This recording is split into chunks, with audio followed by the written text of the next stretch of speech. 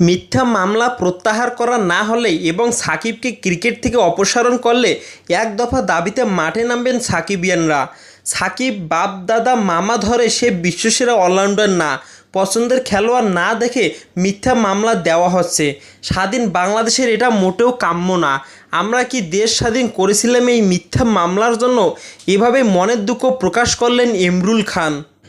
রাজনৈতিক চরিতার্থ সবার সাথে না, মনে রাখবেন সবাই ধোয়া তুলসী পাতা না, দোষগুণ থাকতেই পারে, কিন্তু মিথ্যাচার করে মিথ্যা মামলা দিয়ে বিশ্ব সেরাকে যদি অপমান করেন তাহলে সেটার জবাব দিব আমরা সাকিবিয়ানরা।